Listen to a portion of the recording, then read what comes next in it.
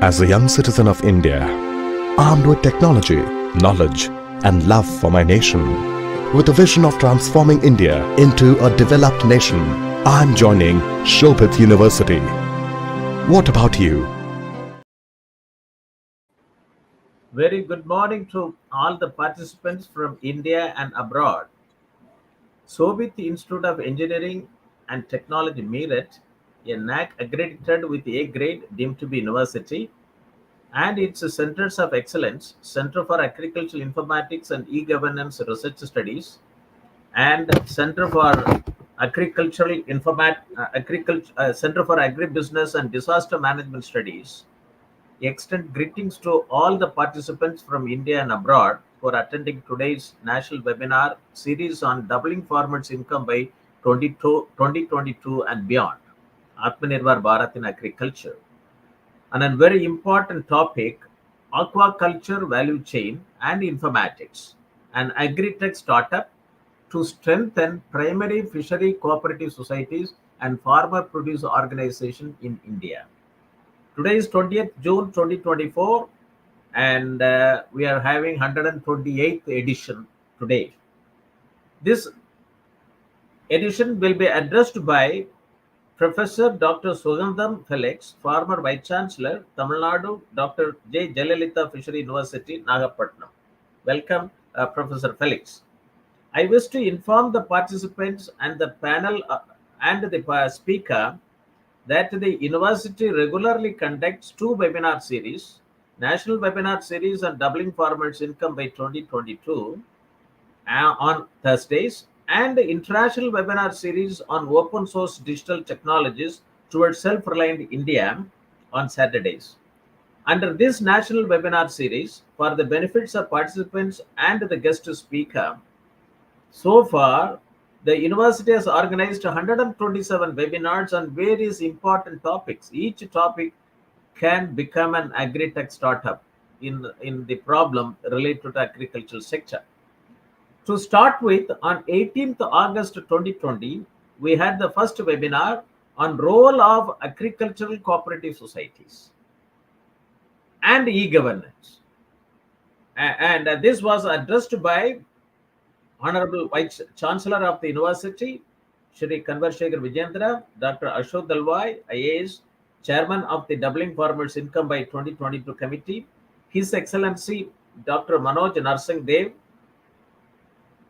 Secretary General, African Asian Rural Development Organization, and Balasubramania Iyer, Regional Director of International Cooperative Alliance, Asia Pacific Region. And we had a lot of topics, and to quote some few topics, because reading out all 126 webinar topics, it will take time.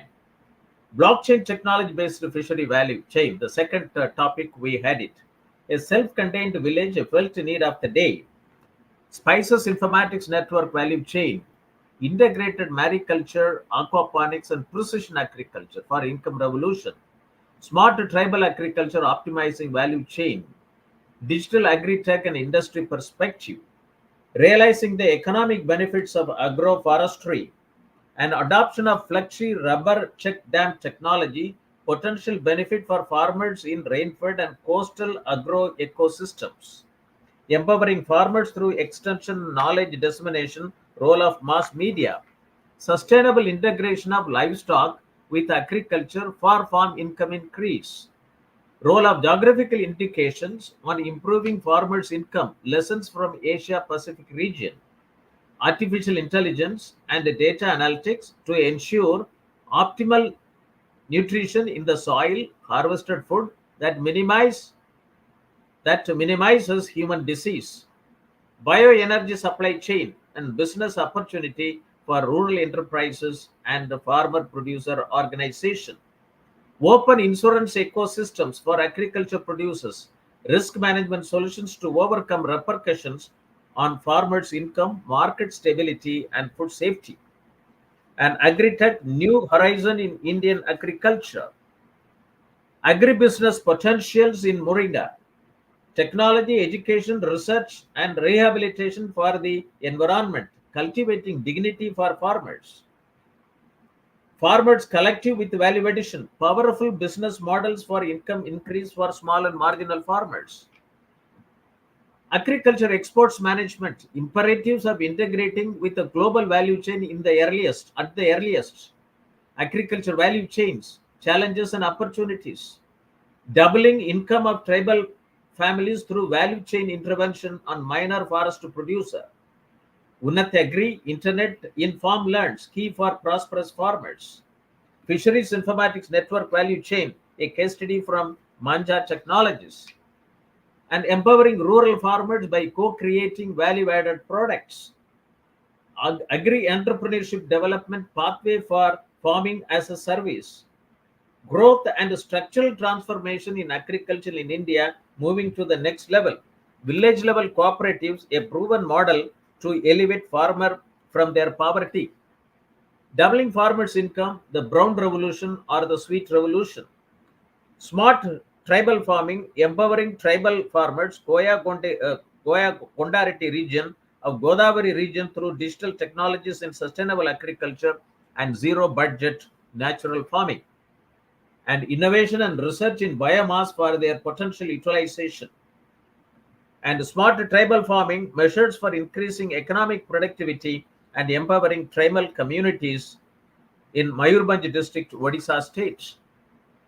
And smart tribal farming, precision farming through enhanced efficiency fertilizer for increased yields, greater profits and higher carbon credit, achieving sustainable development goal 2 and 3.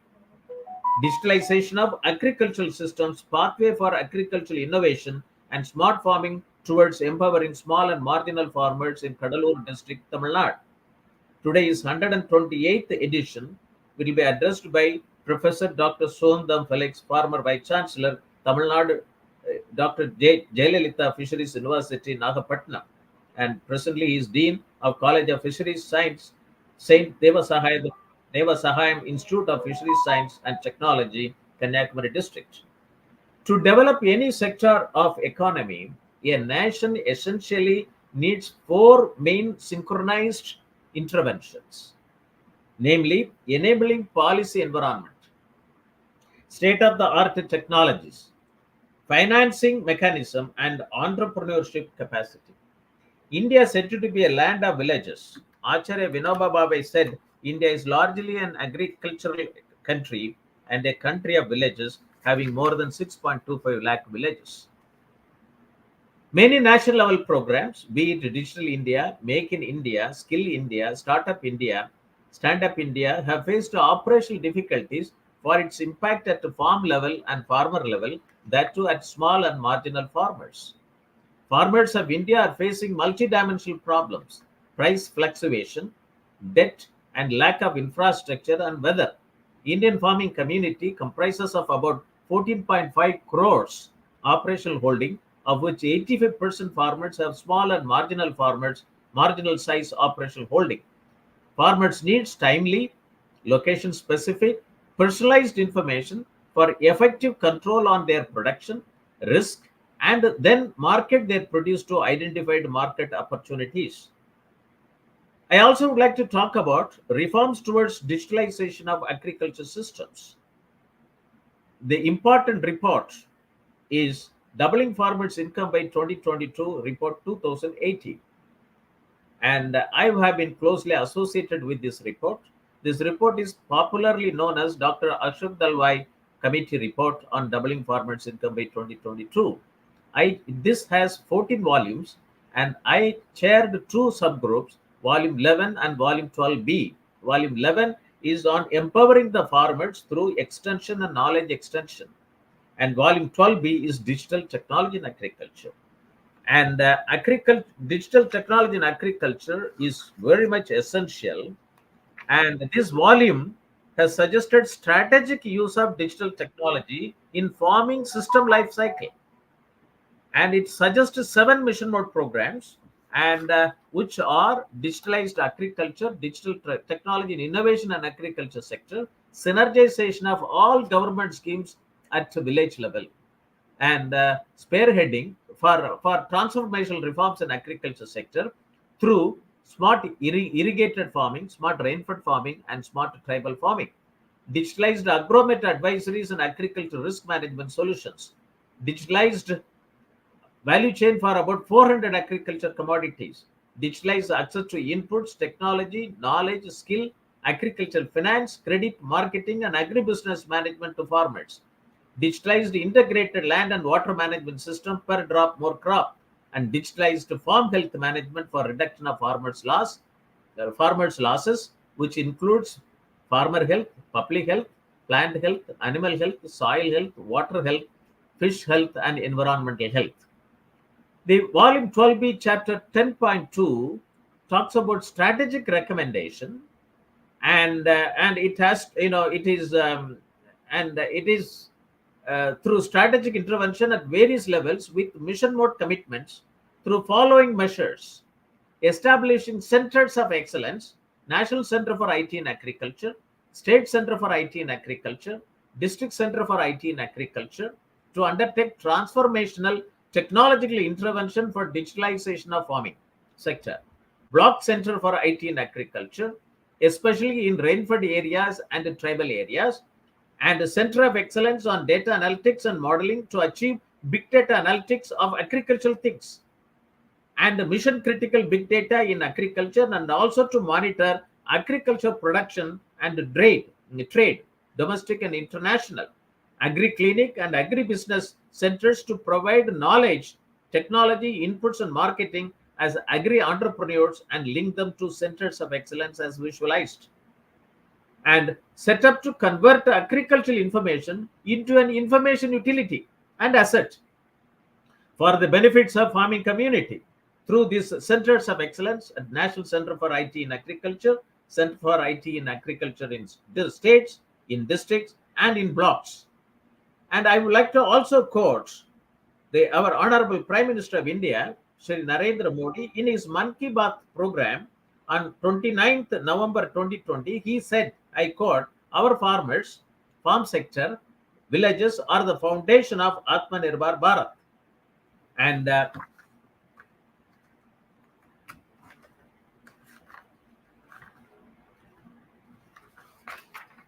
And we have 17 Sustainable Development Goals of the UN and its Agenda 2030.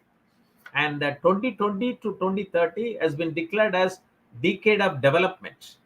The Sustainable Development Goals are also known as Global Goals.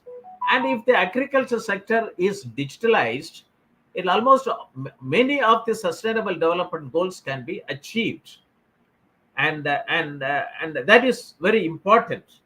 Farm-linked activities and secondary agriculture are necessary to empower small and marginal farmers in India. This is what the Dalwai Committee, on doubling farmers' income by 2022 talks about it. And agriculture supply chain model has to be operationalized. That's why the committee talks about 400 agriculture commodity value chain and fisheries value chain.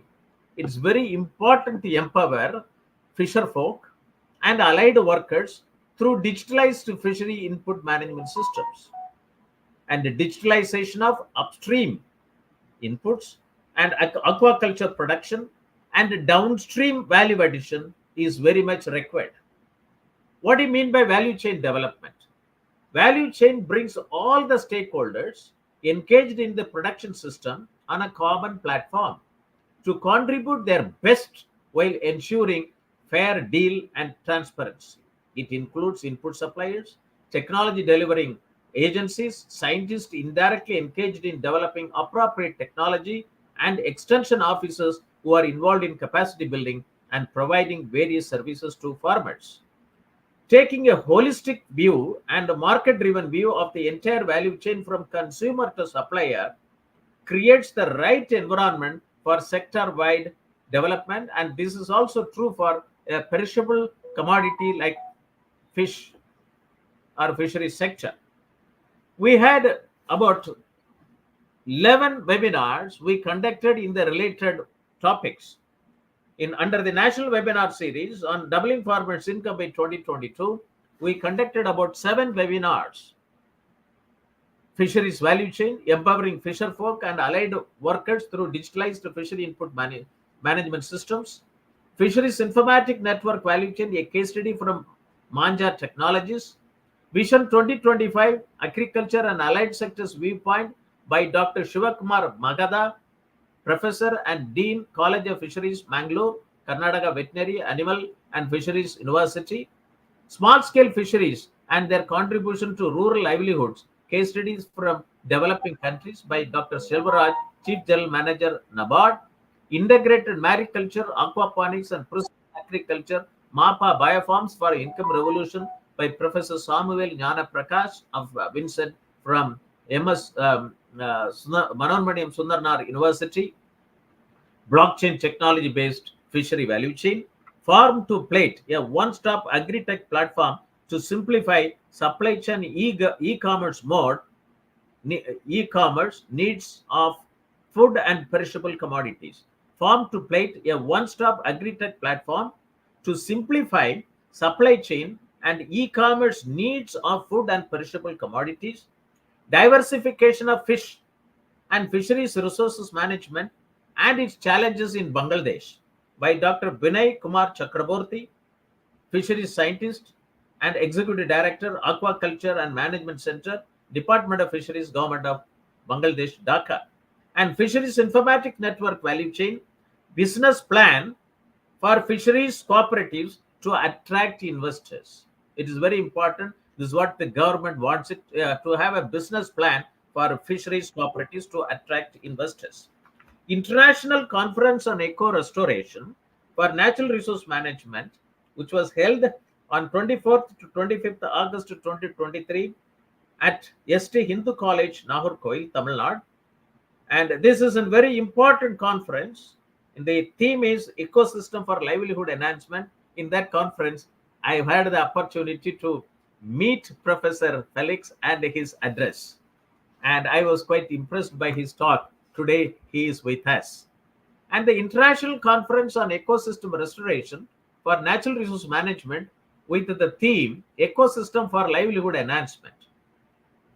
One is to evaluate the present status of bioresources in aquatic systems, to evaluate fisheries and aquatic potential, to understand the health status of aquatic systems, to evaluate the land use impact of bioresource base, and to suggest appropriate restoration techniques and sound basis for developing policies, and to understand current status of eco-restoration strategies. In that webinar, I talked about how to informatize the natural resource ecosystems for eco-restoration. It's very important. Fisheries Informatics Network value chain, FishNet, is need of the hour of India. I have been pursuing this since 1987 from the day of District Information System program.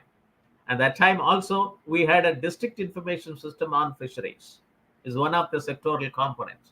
And then 95, when we had a IT blueprint for agriculture sector, out of 15 informatics network, fisheries informatic network value chain is very important. It was recognized.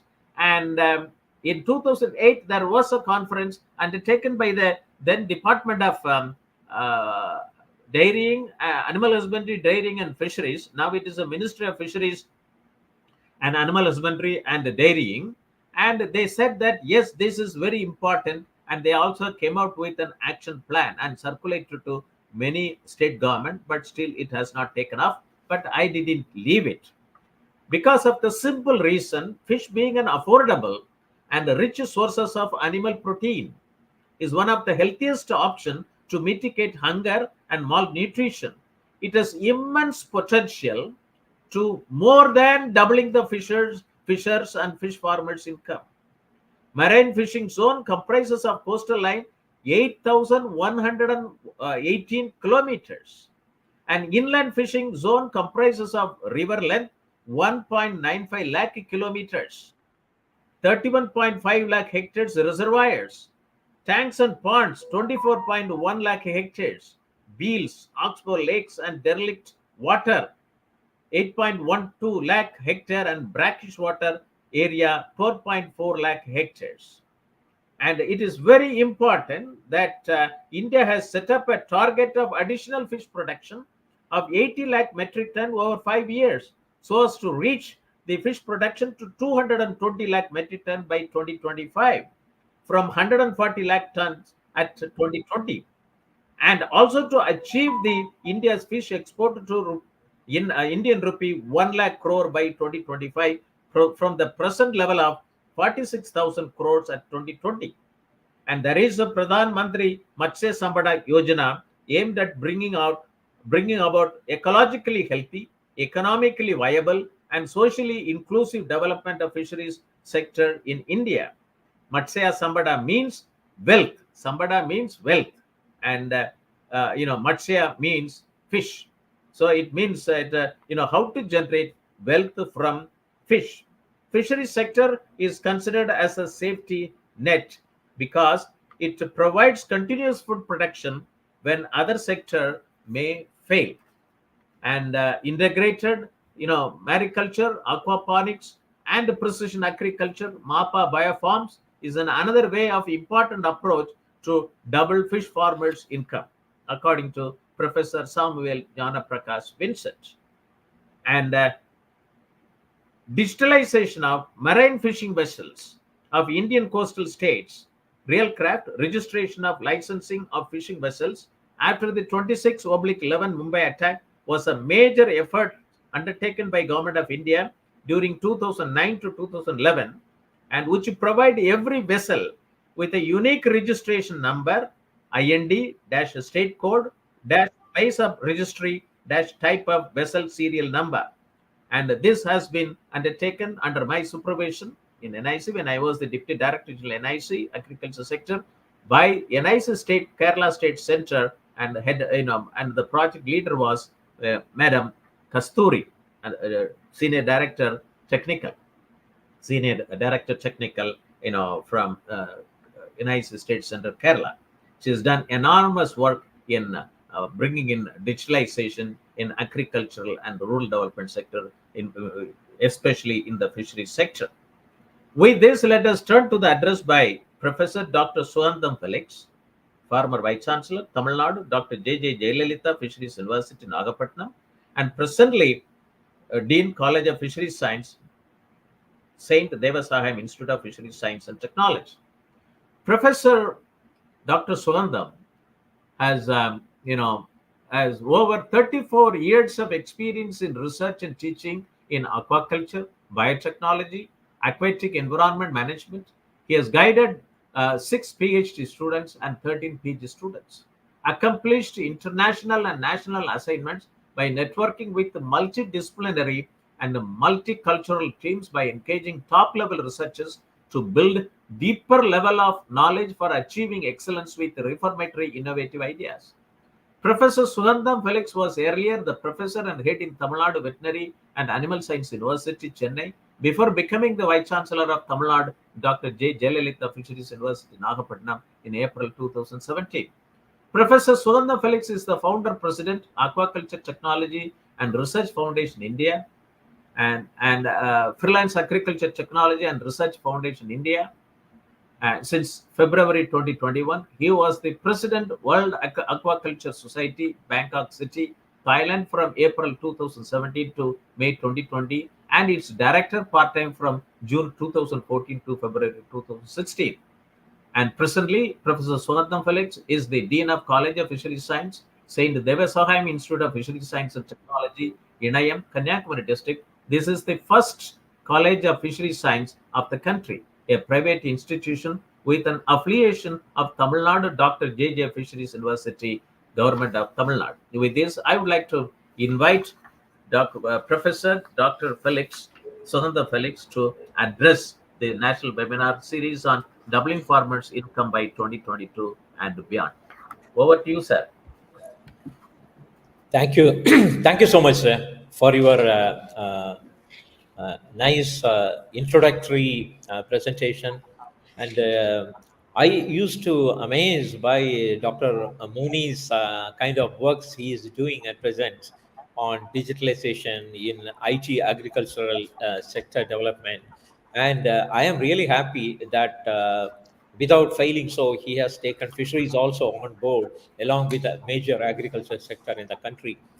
And as Professor has pointed out, he had already had almost like a dozen talks on fisheries and fisheries informatics uh, and fisheries value chain on different aspects. And I am given a task to discuss about fisheries value chain and fisheries informatics and an agri-tech startup to strengthen primary fisheries cooperative societies or FPOs in India. And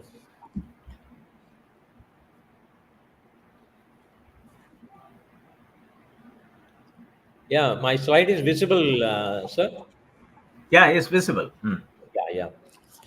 And when we talk about fisheries, and it has got two major sectors we can call. One is fisheries, other one is aquaculture. Fisheries we mean by capture fisheries, and aquaculture is a farming-based production. So, fisheries sector in India or in globally, and this is becoming a more and more of aquaculture-based industry than a capture fisheries-based sector, because the percentage of yield from capture fisheries is going on decreasing. And in spite of the efforts by the government of India to put in kind of deep sea fishing vessel, because the nearshore waters are overly fished, and there is a competition always between mechanized and non-mechanized people, and there is a stream of thinking that we need to go into the deep sea for capture fisheries potential to be harvested properly. Okay, keeping that aside, talking about aquaculture and comparison with other animal production sector, and I must say aquaculture is a very safe kind of eco-friendly aquaculture, farming practice. Now it is not that question of producing maximum production per unit area alone, and we also simultaneously look at the ecological balance the particular farming can address. But for example, the food conversion efficiency means like the kind of food required to produce 1 kg of meat. If you compare with fish with poultry, it is 1.7 for poultry, 2.9 for piggery, and almost 7% for cattle. So it is almost 7 times more than the requirement of aquaculture.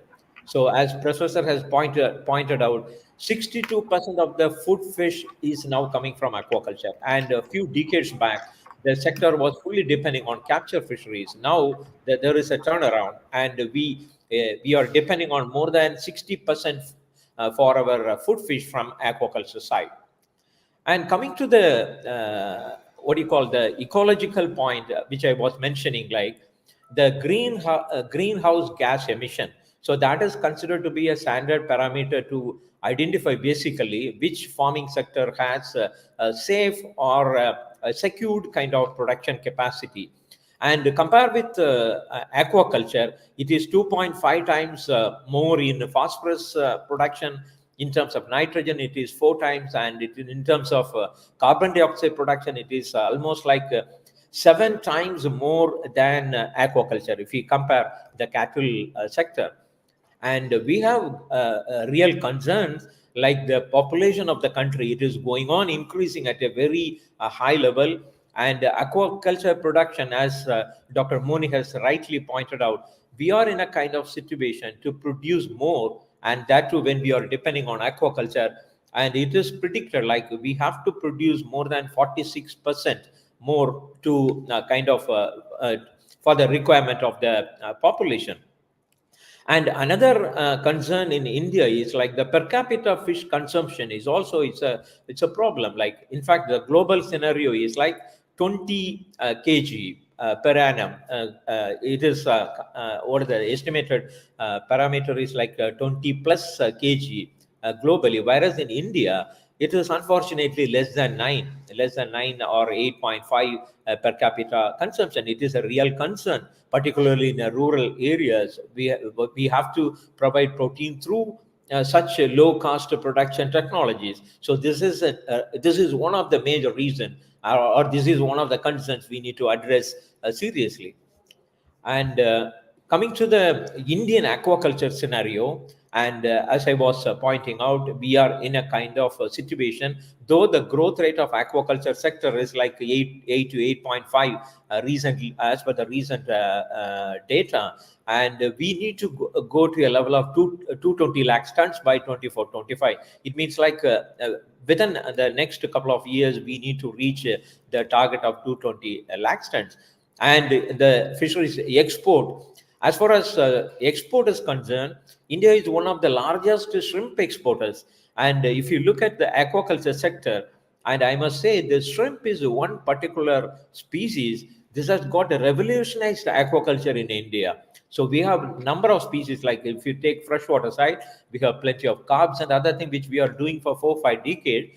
But the introduction of shrimp in the last couple of decades, 20-25 years, it has got a kind of a scientific approach is being adapted in this particular sector, mainly because 95% of the produce is going abroad or it is exported. So the compliance things are very much on the back of the mind of the people, whether it is a farming or the sourcing of the resource material like seeds and feeds, and the entire traceability is nicely established in the kind of shrimp aquaculture.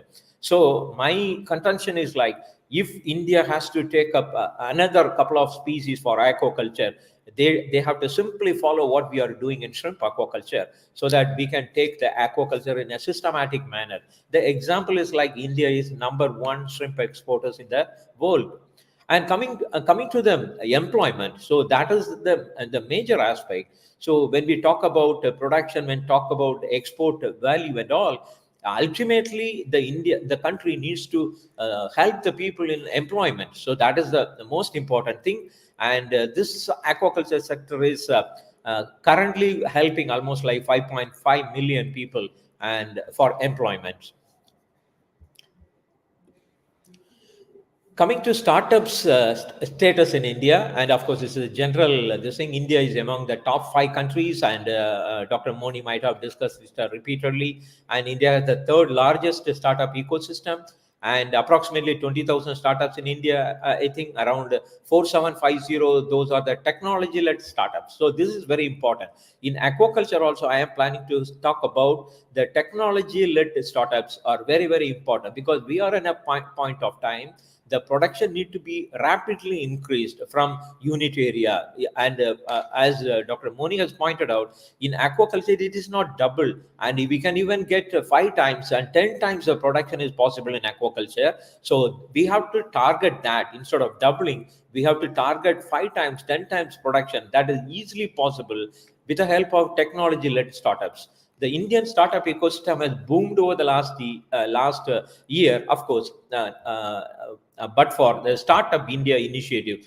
Professor was mentioning about many initiatives in terms of IT and agriculture. He was talking about at the block level, at the district level, at state level, and these things must come into aquaculture also. So this is our request to the people concerned. This is not relevant.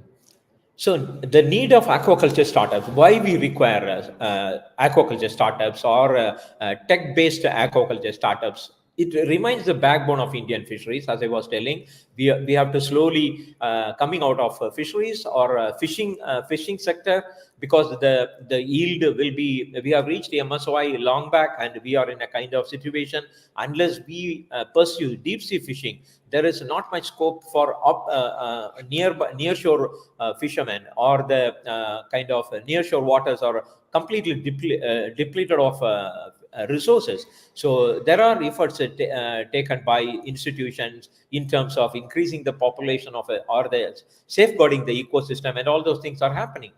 These days in India's export potential and culture potential is becoming very high, as I was mentioning. Huge employment opportunities are there. Everyone needs food. Food is a basic aspect, and fish can provide the kind of food easily for the rural sector, can promote rural welfare. So ultimately, that is our target. The rural employment can be possible through different types of aquaculture practices, because we have plenty of water resources. Could be like a freshwater or the marine side. Only thing is, eco-friendly manner needs to be used for producing fish. will surely help in faster growth of aquaculture sector in India, because the growth rate, not only in India, globally also, the aquaculture growth rate is almost like 9 to 10%, and India has to sustain this growth by adapting new technologies and startups.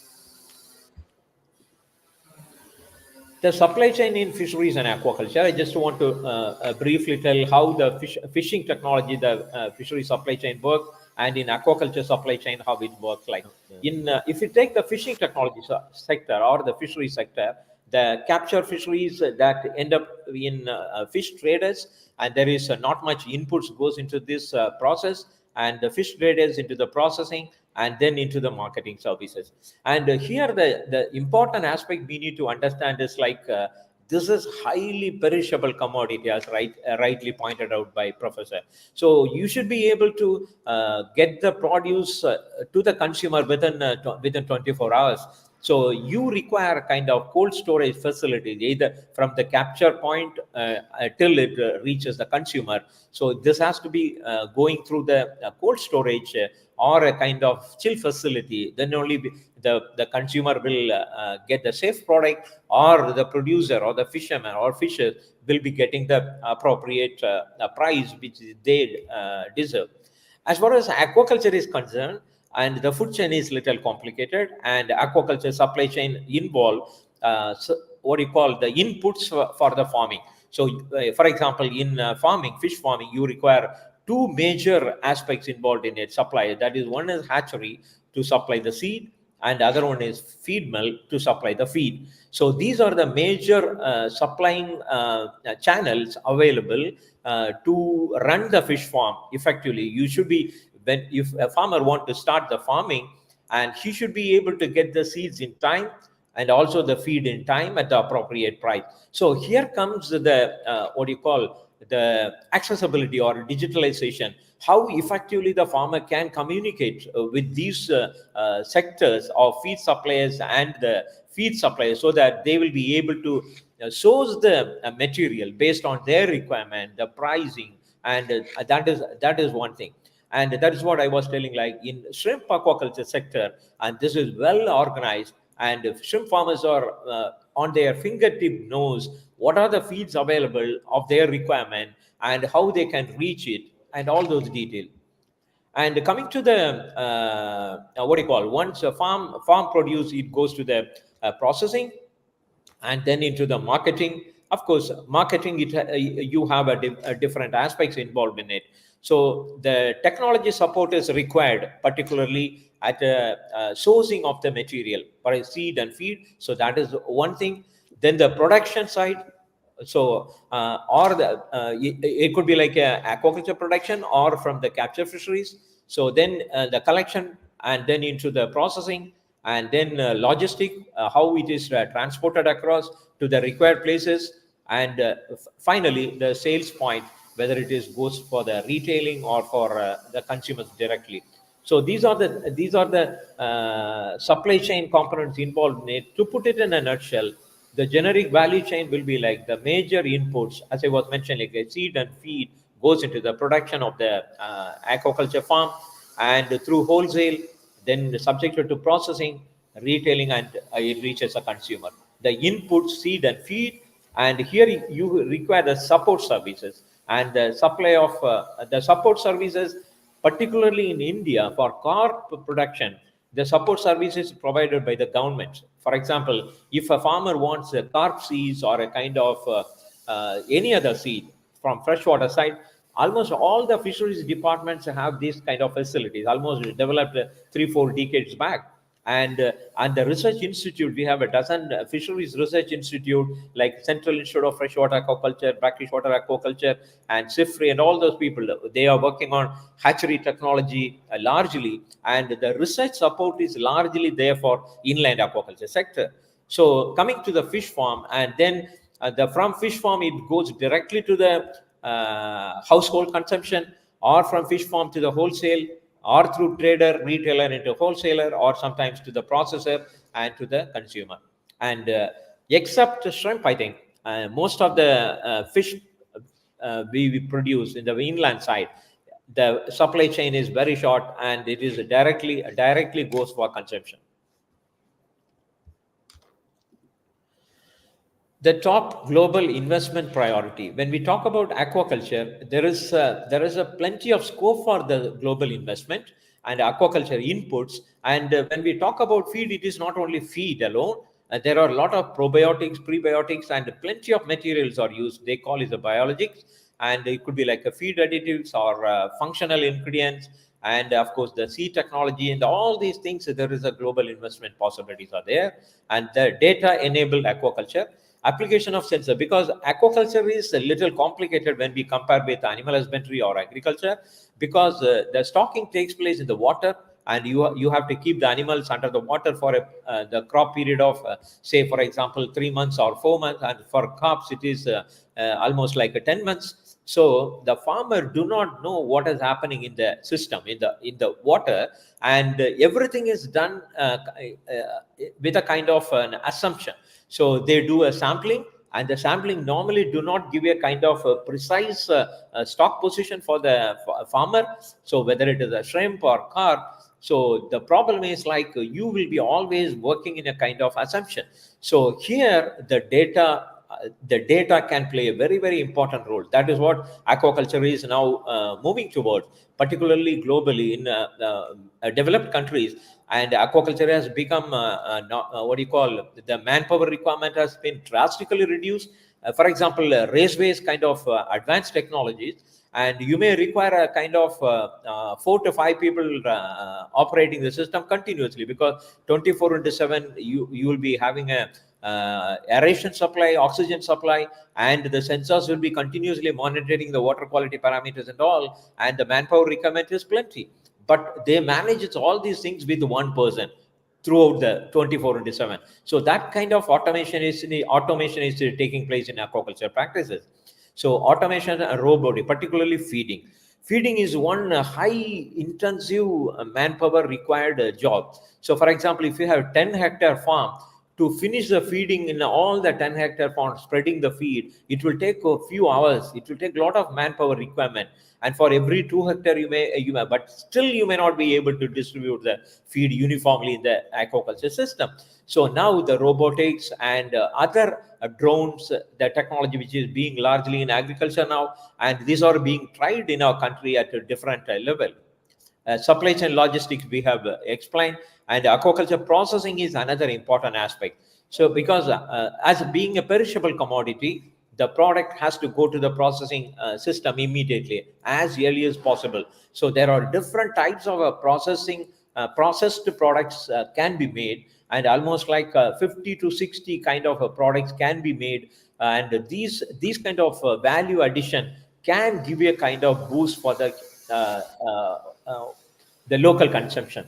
In India, the local consumption of food is very, very less. For example, shrimp if you take, the shrimp is one material which is prepared a larger quantity in our country, and as I was mentioning, 95% is exported. It doesn't mean Indian consumers are not for shrimp. They like shrimp. They like the price, the price which is available in our country for shrimp.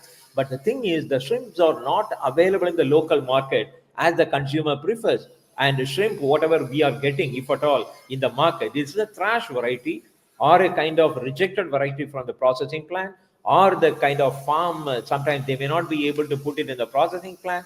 The rejected variety will come to the local market. So this trend has to be changed, and more local consumption have to be introduced. The different kind of products have to be introduced to the consumer. So this is what now shrimp farmers association, they are largely working on the local consumption, how we can introduce a shrimp and other fishes in the local market to make more people coming for fish eating, because as we all know, it is one of the best meat available when we talk about protein. So the fish and the shrimps, and if the local consumption can be increased, and we don't have to bother about the export market, and there is a plenty of scope and market in India itself for the produce. And coming to the better access to inputs. So we have to talk about the digitalization, the relevance and the importance of digitalization in India, particularly in aquaculture. And I was mentioning about farming require two major inputs in terms of seed and feed, and the traceability is very, very important. So it is not from the perspective of export. Even in the local market, if you put the fish in the market, then the consumer must know the traceability. It is not only for Americans that traceability is required. For Indian consumer also must know how the seeds were procured, the source of the seeds for the particular fish production, where from they got the seeds, or the quality of the seed, or the quality of the feed, whether the feed was in good quality while they were using the feed in the farming. And this kind of quality assurance are very much required in aquaculture too, like other sectors like animal husbandry in agriculture. In animal husbandry, for example, and I know in Namakkal and all, farmers, when they buy the feed for the poultry, they first to take the feed to the nearby VC&RI Namakkal Institute, because they have one of the best feed quality testing lab in the country. So the farmers are kind of they have the knowledge, or they have imported the knowledge that they have to test the feed before it is being used to the farming practices. So this is very, very important, because if there is an aflatoxin contamination, B1, B12 and all, then there is every possibility the growth rate will be affected, and you will be ended up with a serious loss in the farming. But if you take aquaculture, and we do not have any kind of that kind of fish quality testing labs are available for virus testing in shrimp aquaculture. And because of this export compliance, there are many PCR labs are available. PCR labs, of course, with a lot of investment, and it was one of the high-tech molecular technologies being adapted in shrimp aquaculture to test all the viruses. Almost like a dozen viruses are there, and shrimp farmers are very, very comfortable, because they buy the seed, they will go to the PCR lab and test it. If it is negative only, they will buy the seed. But when it comes to the feed, there are almost like a 12 or 15 major players are there in the country, including some from abroad. They have their plants in Andhra Pradesh and Tamilnadu, but none of this feed are tested by the farmers.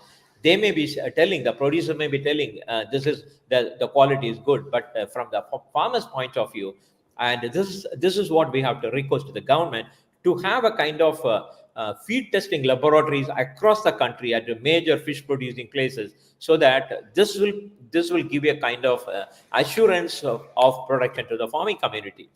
And the door delivery of these supplies are very, very important, because if a farmer want to buy the seed or a feed, he cannot go all along to faraway places to buy the seeds and feeds. And there should be some digitalization happening, and the farmer should be able to choose and place order, so that they'll get the feeds on their door. So the door supply of this feed and seeds based on the quality will help the farmers to come in large numbers into aquaculture practices.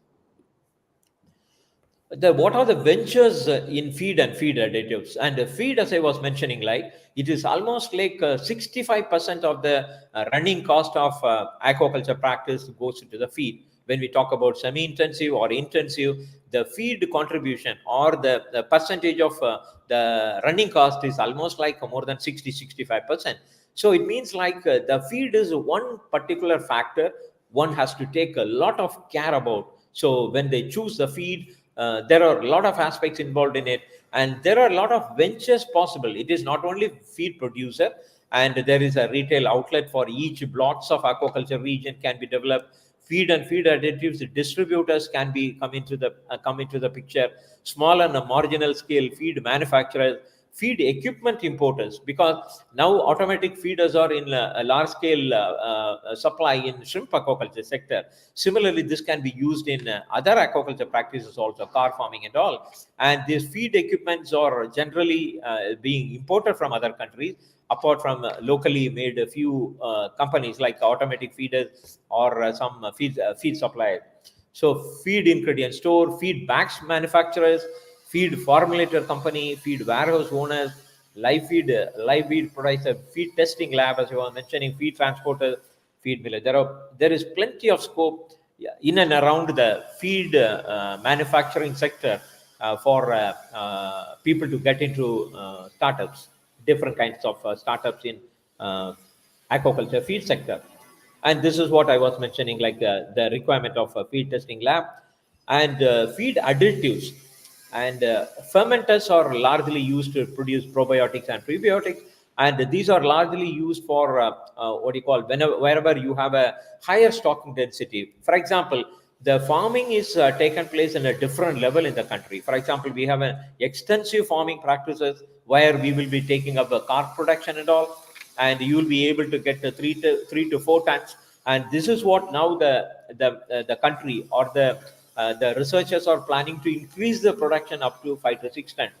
But otherwise, with a little more feed application and with a little aeration, and the technology can be improved, it should be able to produce a 10 ton from carps. So the largely we are producing carps, and the production level is very high because we are largely using very extensive type of farming practices. We apply only organic fertilizers. They never feed them. They don't put any aeration, and this is once it is stocked, they'll go for harvest. That kind of farming. So this kind of farming practices have to be little improved with the technologies available, so that we will be able to maximize the production. Instead of 3 tons, you'll be able to get even 10 tons with the minimum interventions in the technologies. So this is what now fish aquaculture scientists and researchers are planning to impart these technologies into the system. So when we talk about this bioreactors and fermenters in shrimp aquaculture, as I was mentioning, like, and the shrimp aquaculture farmers, they have gone beyond 10 to 15 tons of production. So with the kind of technologies available, they use a lot of aerators. They have a mechanism to remove the waste from the pond bottom regularly, and they use probiotics and prebiotics appropriate level to control the water quality parameters. And these things are enable the shrimp farmers to get 10 to 15 tons of production. Even there are farmers who are even getting even 40 tons in India.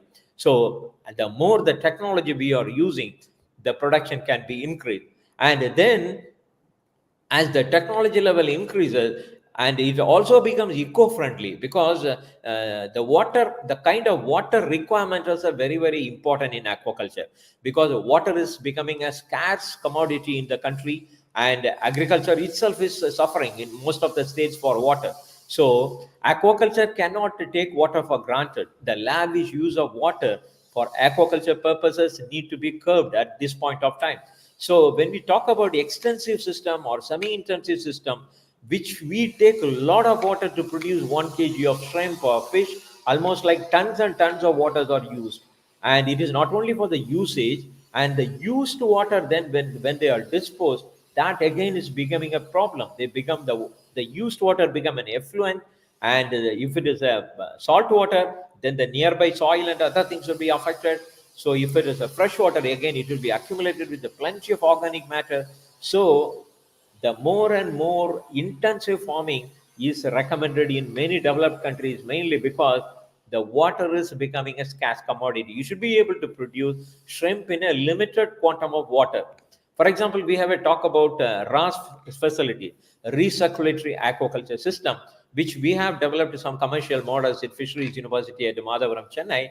And now here I have developed at this college, we have developed this RAS models are available. So this is what we are trying to popularize in the place like Kanyakumari, where water is a scarce material, but you get quality water.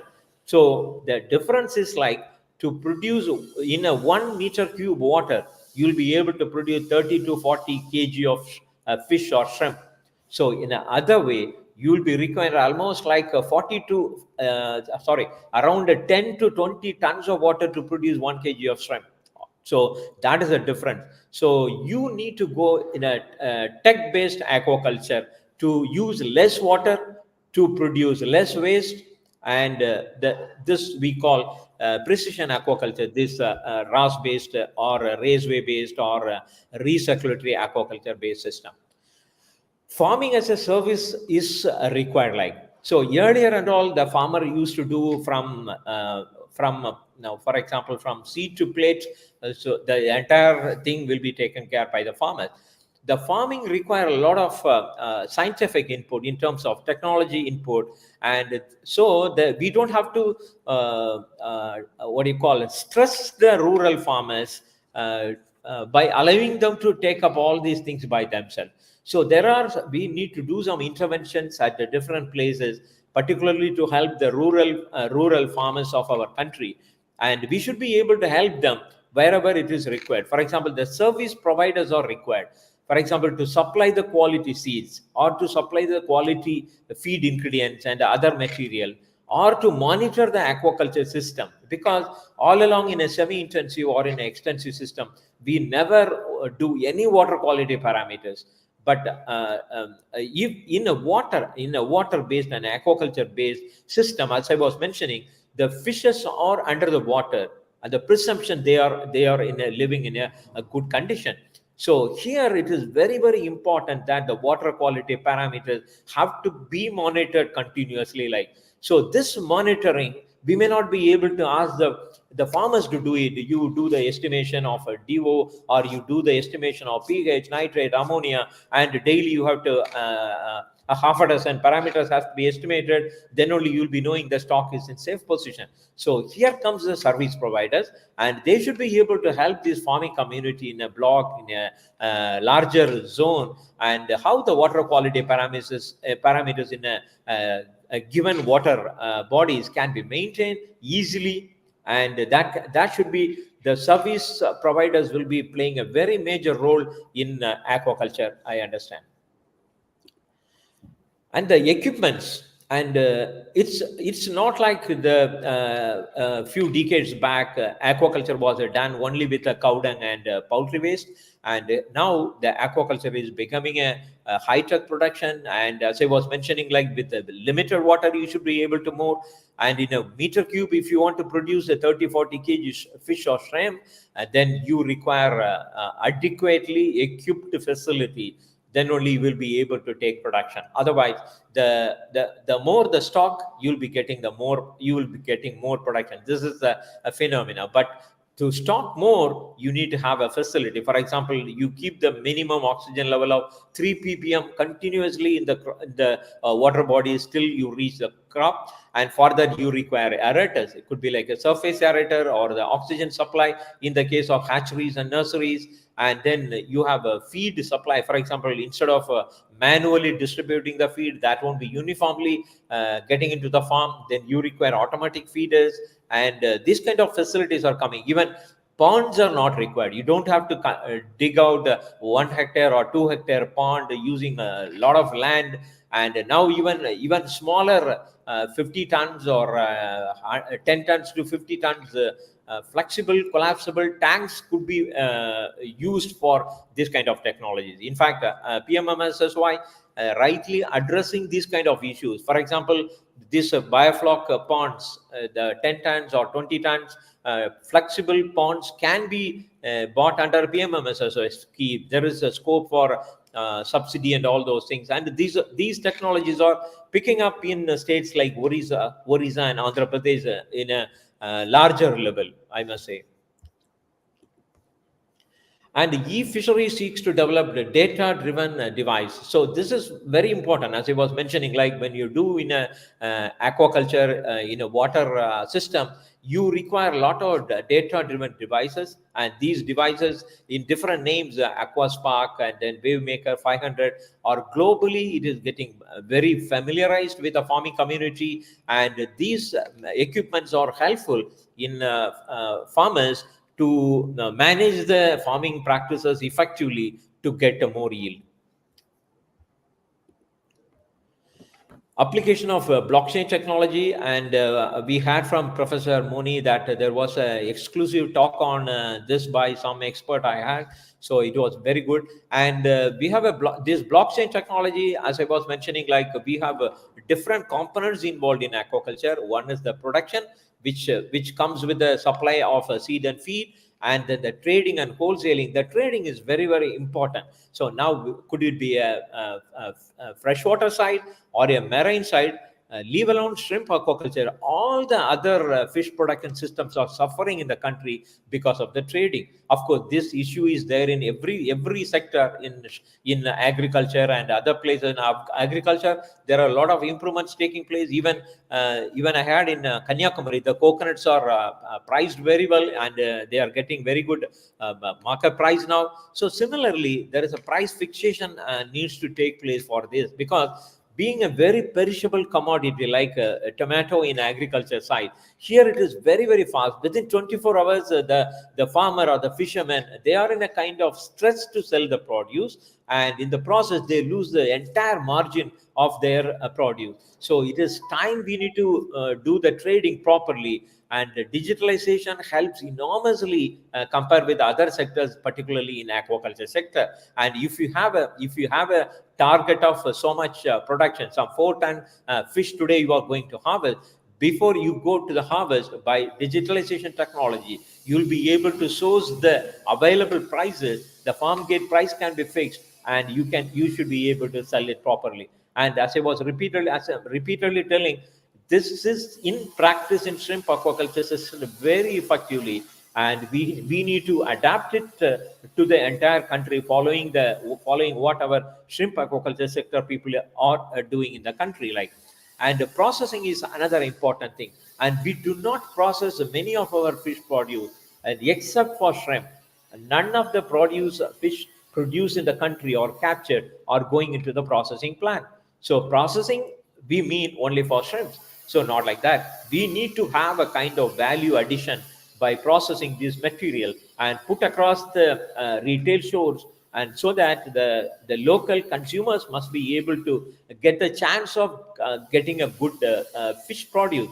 And if you want to buy a fish till date, and unlike poultry or unlike other meat buying, and it is not easy for consumer to go to the fish market, because always the fish markets are kind of dirty, filthy places, or if they go to the landing center, it is still worse. And in spite of all the efforts the government is taking, we do not able to produce adequately safe and a neat place for fish sale. So this is the basically need to be addressed. The fish have to be available in a retail market or any other market in a neat, quite safe place, and in a processed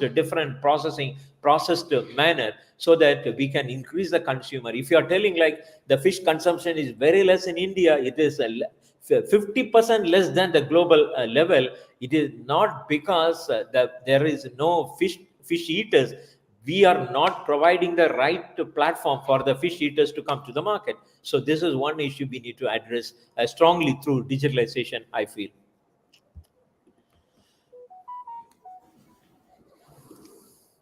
And one particular aspect we can talk about this disease is a major issue in aquaculture, whether it is shrimp aquaculture or tilapia farming. And once there is a disease outbreak, there is definitely there will be a huge, because disease happens in a kind of entire population, and normally the disease spread can kill the entire population. So that is a serious issue. And now through this AI technology, so there are mechanisms by which we will be able to monitor the fishes very clearly, and if there is any disease outbreak happening, and the external lesions or even a parasitic attack can be controlled. So this is again largely developed in many countries, and India also in shrimp aquaculture. These are things in practice, and these are the real advancements we feel in aquaculture sector to help the farming community when they goes into the kind of increased stocking density. This is a parasites. Common parasites normally occur in aquaculture, and these parasites can be even monitored by AI technology. and knowing where shrimp in turbid water, because as I was telling, like when your shrimp or fish is in the water, and we will be using feed and fertilizer, and people who have seen the aquaculture ponds, you might have seen, you will never see any fish or shrimp in the pond, because the water will be green or golden brown in color because of the plankton production, and you will not be able to see anything. The farmers will be telling, like, we have a stock of 10 lakhs in the pond.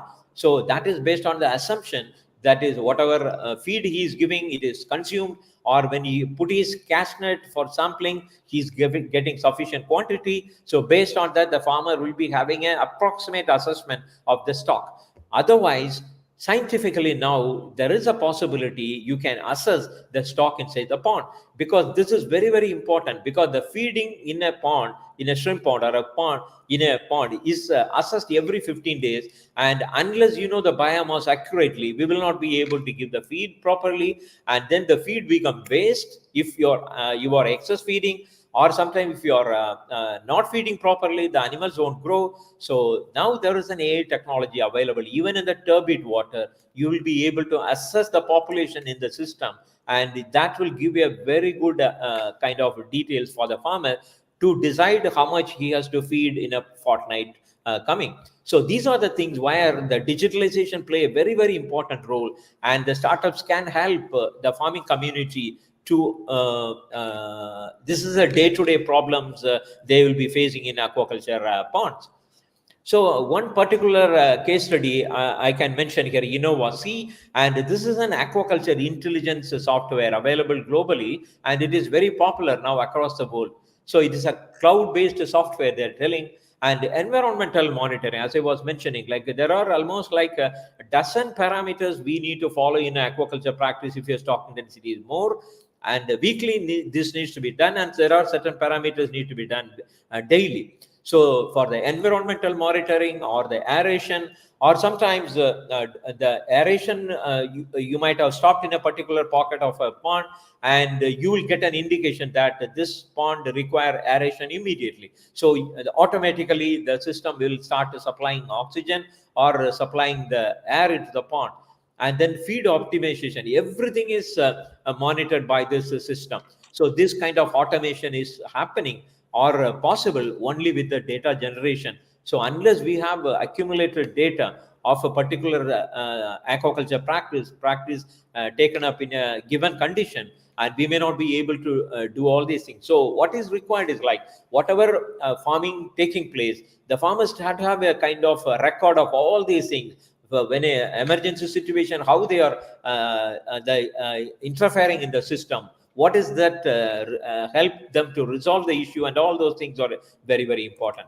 So ventures in farming practices, and there are plenty of possibilities for startup, starting with the design and construction. So design of the pond play a very, very important role. Aquaculture is no more a pond based or a earthen pond based farming practices, and there is plenty of changes taking place. So earlier and all, we used to produce fish based on plankton, so we need sunlight. So if the sunlight is good, phytoplankton, zooplankton will be more, and then the fish production is possible. The entire production of carp, that is called composite fish culture, we have 6 species: Cutla, Rogue, Mirgal, silver carp, grass carp, and common carp. These 6 species play a very important role in producing composite fish culture, and it was standardized in 70s. Still the same technology is adapted in the country, and many agriculture farmers are not even aware of this composite fish culture and its potential. And this particular technology do not require any feed, because the niches are planned in such a way, this 6 species, they don't require any feed from outside. They will manage their feeding from the entire ecosystem from different niches. That is designed in a very perfect manner. So the system works so well, and you'll be able to get 5 to 6 times. So that is what now many agriculture farmers in their farm ponds, they do farming mainly because of this, because you don't require any feed. And if you have a farm pond, every agriculture farmer, if you have a small pond and where the sunlight is there, you can produce phytoplankton, zooplankton, and then you will be able to get to 4 to 5 tons per acre easily. Like, but now to produce more, as I was telling, like, and you require a kind of the aquaculture, the scenario is changing. Instead of doing phytoplankton, zooplankton, you are turning your farming practices based on heterotrophic bacterial population.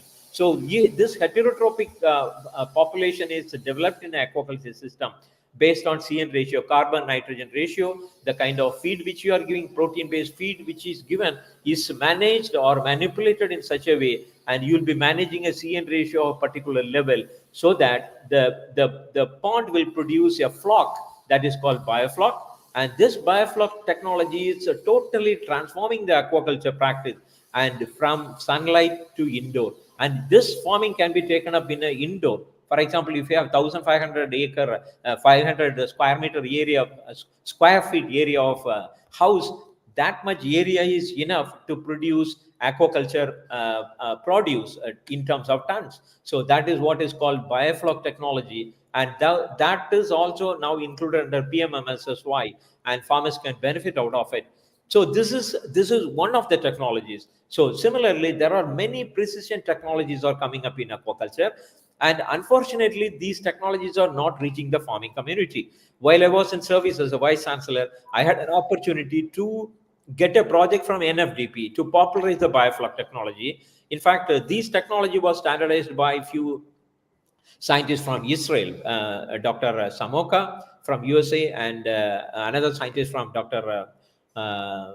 from Israel. And I had an opportunity to visit their facilities and learn the techniques. And we have, for the first time in the university, standardized the technology, indigenized it, and in a cost-effective manner. With the help of National Fisheries Development Board, we demonstrated these technologies in many states like Orissa, West Bengal, Andhra Pradesh, Telangana, Kerala, and in Tamilnadu. So this is one of the technologies. Many farmers are still not aware. The fisheries department, the line departments must take these technologies effectively across the country to help the farmers to produce more. Instead of doing 3-4 tons, they can get 15 to 20 tons of fish using these simple technologies.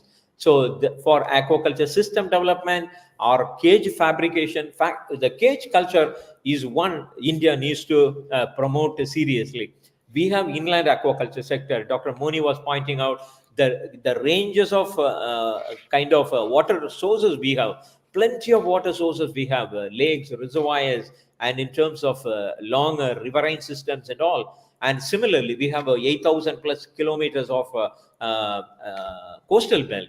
So all these water bodies are underutilized. So coming to freshwater, of course, we cannot haphazardly use cage farming in all the reservoirs and other thing. There are policies available to use at least 10 to 15% of these water bodies effectively for cage farming.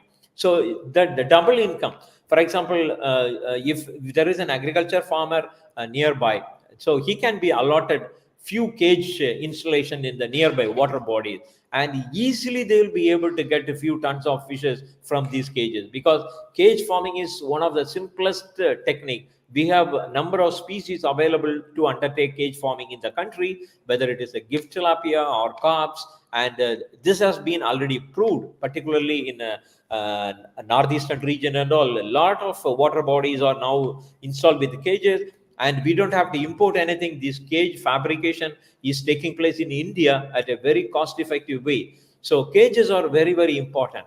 Coming to marine side, and the point is like we have not used the marine resources at all.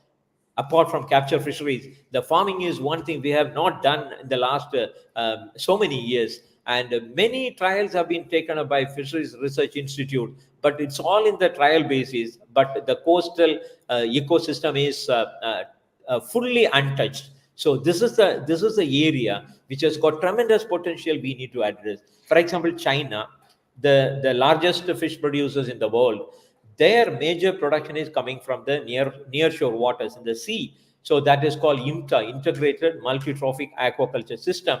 And this system is having a kind of when we go into the mariculture, the advantage is like you don't require land, you don't require water, you don't require a problem of water pollution and all those things.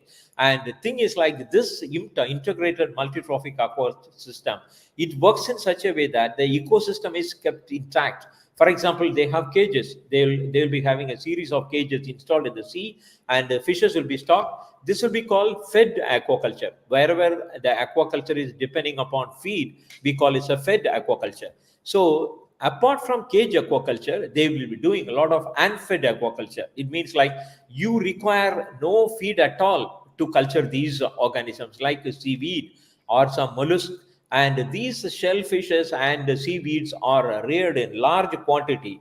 And the cage culture, normally because of the feeding, and they produce a lot of fecal matter and excess feed, and there will be a kind of small nutrient enrichment in the water and pollution, and this will be totally absorbed by this algae, the seaweeds, and these bivalves like molluscan shells, and the water will be kept clean. So there is no question of the coastal waters are polluted due to farming and all. And IMCHA is a new technology China has introduced in coastal waters, and they are producing larger quantity. And Indonesia, and unfortunately, India was a number 2 to China in major fisheries and aquaculture production. But recently, we lost the place to Indonesia, mainly because Indonesia started producing lot of seaweeds using their coastal waters. So here, Government of India is talking a lot of things about seaweed promotion, but things are not happening. So we need to address the issues involved in it, and if there is any policies required to allot the portions of the sea for seaweed farming, this should happen quickly. So if there is any policy, that is what I heard recently, this marine policies for seaweed farming allotment, that is still pending with the Government of India. This needs to be expedited so that the larger water bodies we have in the coastal waters can be effectively used, and simultaneously this will be used by the fishers and fisher folk, because that is the larger issue. Because as I was telling, like capture fishing is going to be a serious problem. We need to we identify alternative job opportunities for the fisher and fisher folk, and these are the potential areas they can get into an employment opportunity, because sea and the nearshore waters cannot be used by others. The fishermen will be more comfortable in these areas to take up such farming practices. And breeding is another area, and we have a kind of issue in our country. And if you compare with other countries, for example, Vietnam is a small country, and the cultivable fishes available in Vietnam is much higher than what we have in India. And Vietnam has more than 25 to 30 cultivable species. Of course, we have more than 700 to 1,000 cultivable fishes identified, but globally they are practicing almost like 150 or 200 species, of which Vietnam is doing more than 50. In India, we do not have even a 10 cultivable species, and we are largely doing with carps and to some extent with tilapia. Gift tilapia was recently introduced. It is not popularized sufficiently, and to some extent we have a few other varieties. If you take the marine side, it is all in the research side only. We have got sea bass production, and we have cobia and a few more pampano and all those things. Technologies are available, but not many takers. So these are the major what do you call we need to address these issues. Nursery culture is another potential area. For example, for shrimp and fishes, the nursery technologies are normally taken up in raceways, and raceways is one system which can produce plenty of animals in a safe manner. So this nursery technology have not evolved properly in our country, and we require this technology to be introduced for the farming community, so that they will be able to get more survival in the growth system. Then water and soil quality testing lab services. This is one of the good ventures people can think of, startups. And as I was mentioning, like 10 to 12 water quality parameters need to be monitored continuously in aquaculture system. And farmers may not be able to do that. By giving the sample to a nearby facility, they should be able to get the data. So these facilities have to be created by the government of India or the concerned state governments to help the farming community in this area. And digital aquaculture, driving transparency, traceability, and real-time access to information. This is what we have been discussing all along.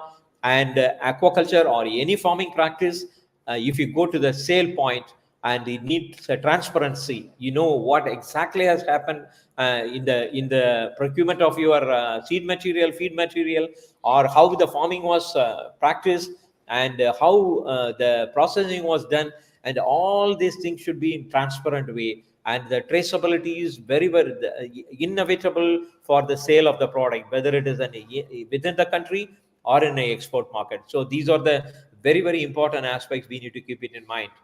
So I have few more slides. Technological impact in every aspect of aquaculture supply chain. So this is what we need to understand. It is not that we can do aquaculture in a very extensive manner without having any technology and all. The technology in a very simplified form, if it is available for the farming community, as they are using in agriculture and other sector, in aquaculture also, it is possible. We can introduce this technological impact clearly in the 4 or 5 sector, as I was mentioning, like production, and then in the processing or in the trade. We can effectively use this technological, and we can really realize the impact of this technology in the value chain. So the big data and the market linkage model, farming as a service, IoT enabled technology, and all these things are part of this digitalization process. And agriculture, I understand it has gone a little over than other sectors. In aquaculture, it is in a limited level, particularly in a shrimp farming sector, where it is done largely by the private sector, and they are up to date, and these things need to percolate to the other farming practices, particularly carp farming and other small shrimp farmers. They are their holdings are very small, like less than 1 acre and all, and they also need to be having an access for these kind of facilities. So that is what the government need to ensure. So for that only, this kind of meetings will help. And of course, within the country, there are many companies like Tata, Infosys, Cognizant, and all. They have come up with their own solutions for different aquaculture requirement. For example, somebody is working on a kind of a solution for water quality, and some technologies are useful for sourcing the materials like seed and feed, and these kind of the larger companies are working on this. This itself is a good sign, and more companies, more and more startups have to come in this sector to help the farmers to resolve these issues. And coming to processing and marketing, as I was emphasizing, it is a most important part of aquaculture or fisheries production, and fish processing plants need to be increased, and whatever is available it is only for shrimp and for export market. Otherwise, for local market also, we need to invest on fish processing plants. So fish processing equipment suppliers, export agencies, fish retailers, fish meal producers, there is plenty of scope. Of course, National Fisheries Development Board has many schemes under PMFSY to help in this retail market outlet and all. There's the mobile fish vans, and all those things are available. Only thing is more and more awareness need to be created for the farming community to take up these ventures. Financing in aquaculture and fisheries, financing the farmers always face a problem.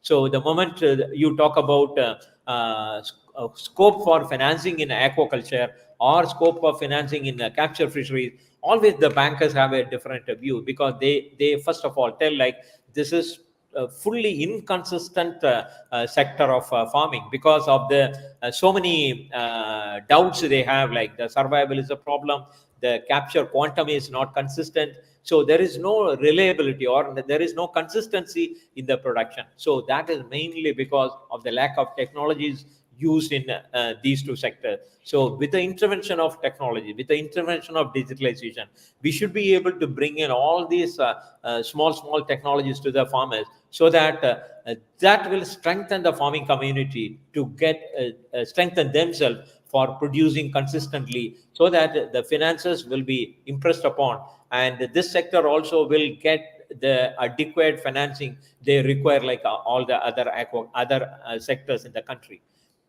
Aquarium and sport fishing is another good area, and we have such a beautiful ecosystem, could be like a freshwater or seawater, and this area has never been touched at all. And for such a big country, we do not have even a few oceanarium in our country, and a couple of oceanariums are coming up here and there.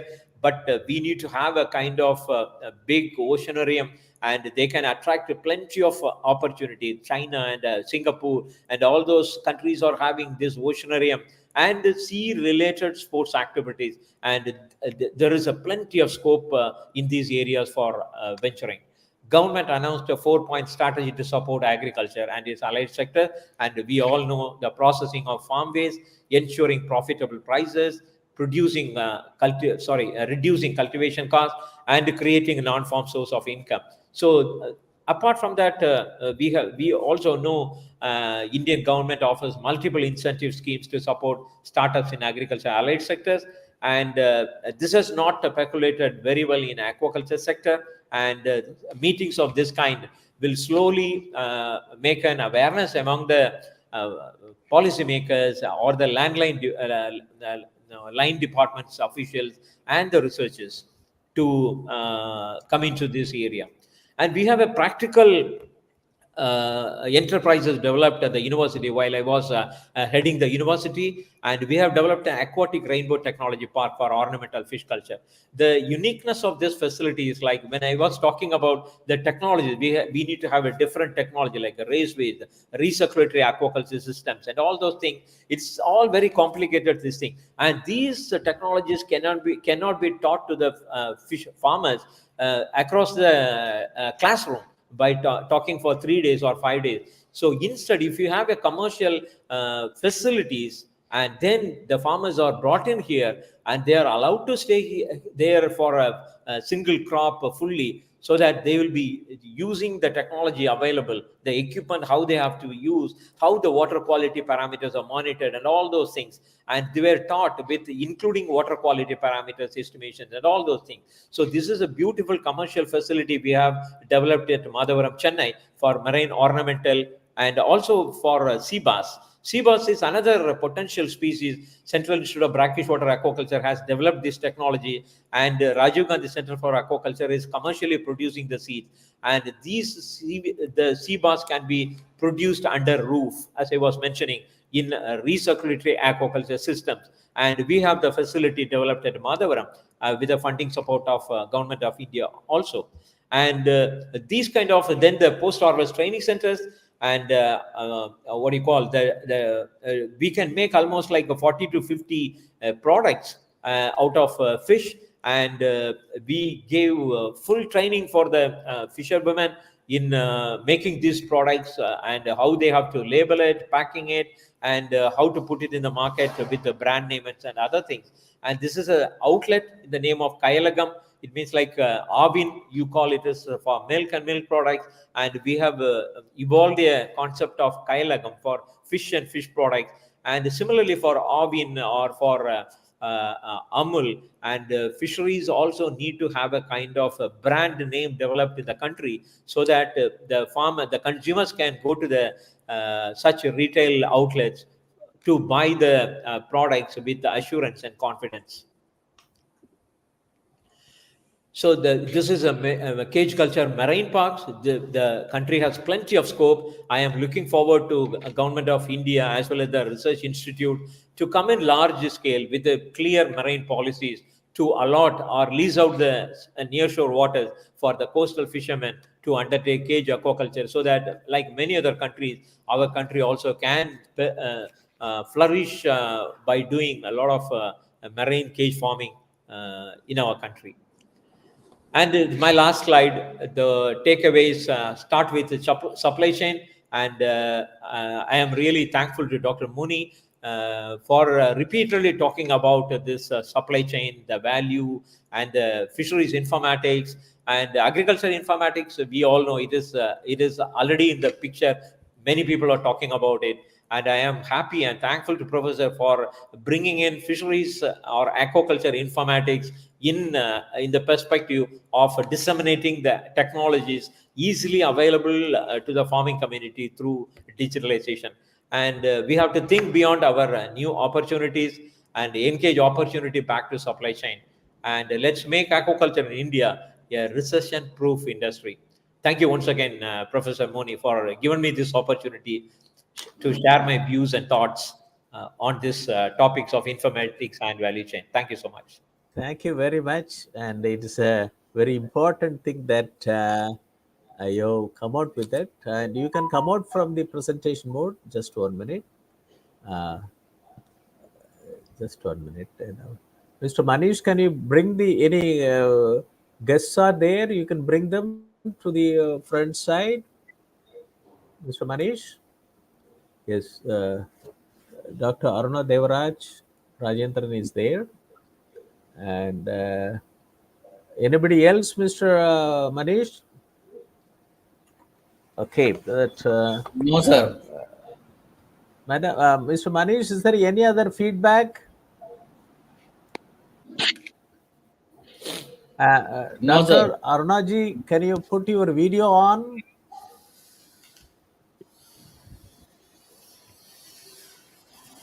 Am I audible? Am I Oh, audible? Doctor. Hi, Moni. Moni, madam. Very nice. Madam, am I audible? Yes, very well. What about me? Okay, very nice. Thank you very much. You for your interest, and you wanted to join and listen to the presentation by Dr. Felix. And I would like to hear from Dr. Aruna Devaraj Rajendran. And you heard the presentation or address by Professor Sugantham Felix. Both of you must be known to each other because both of you are distinguished scientists in your own field.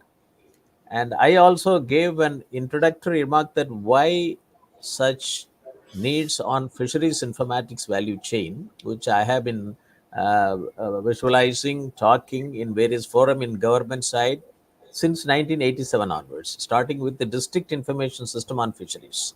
Yeah. And today we are flooded with the computers, connectivity, but this sector needs to be digitally transformed. And I'm very happy that Professor Felix has come out with, this come out in many slides. Each slide is talking about an important point to be, undertaken by government. And many, he talked about complete SWOT analysis. And instead of that T threat, it is a challenges. SWOT analysis is brought it out. It is not only doubling the farmer's income, it is multifold, 10 times. And we have water resources available, and this has to be taken into consideration to see that the aquaculture in India, it is a recession free or recession proof industry. This is what is needed. And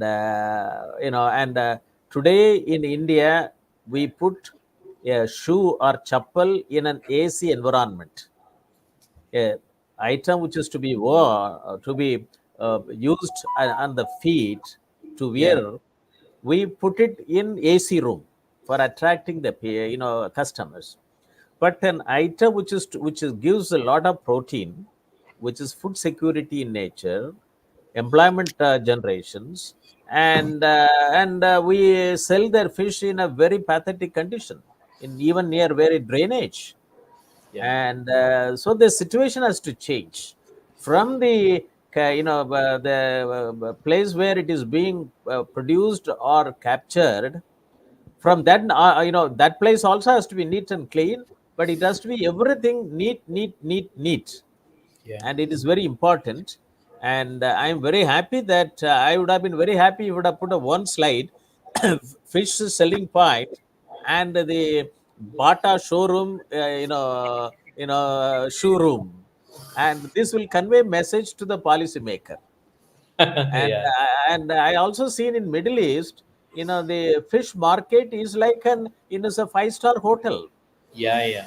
And but if in Delhi we have in Ghazipur Mandi, I stopped eating fish by visiting that, Ghazipur Mandi, and they don't even feel, they don't even bother about it, whether it is a poultry market or fish market. Yeah. But the dry fish market in internationally, Indian dry fish market is not only in India, in the Asian market, for dry fish is needed, Yeah. and because of various other reasons. That I think I have been making serious issue now from informatics point of view. It has to be done, and I think I would like to hear from Dr. Aruna Devaraj Rajendran. Uh, how do you view that fisheries informatics value chain, and in particular inland fisheries value chain and aquaculture value chain? And Dr. It's Felix delivered a talk. We would like to hear from you, madam, that it's a from your pleasant vast experience. experience, and Can from you your hear me, vast doctor? experience, just 1 minute, Can you from hear vast me? experience, just 1 minute, madam, from your Okay. vast experience, we would like to hear from you some, action point to be undertaken further. Over to you, madam. Very good evening. About lunchtime, have a nice lunch. Fish is really a good food for lunch. But if you think about the place and the marketing area and the transportation area, you may not be thinking about. But I have a few lines to say.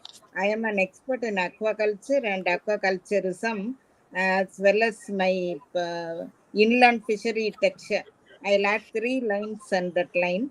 First one, even as a child, I had been acquainted with the home nursery and the home fishery, where we had plenty of color fishes.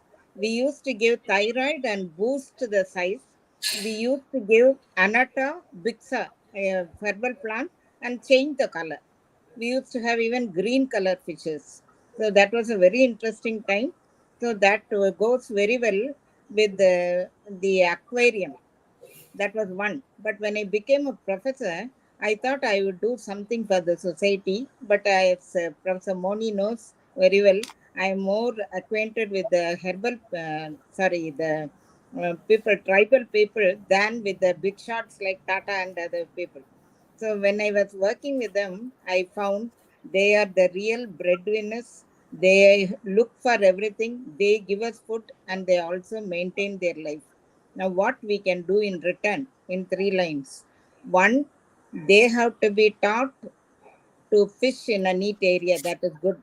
But they know better than us in maintaining the soil and water concept. They have pen culture.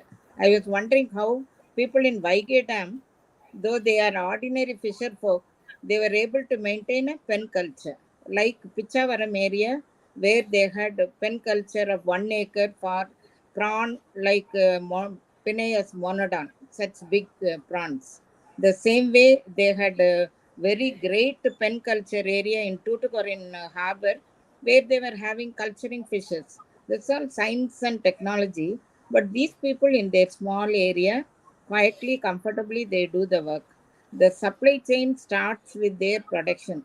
But how does it go to the people like us? We are not fishing, we are not harvesting, we are not doing any transport, but still they come to our doors.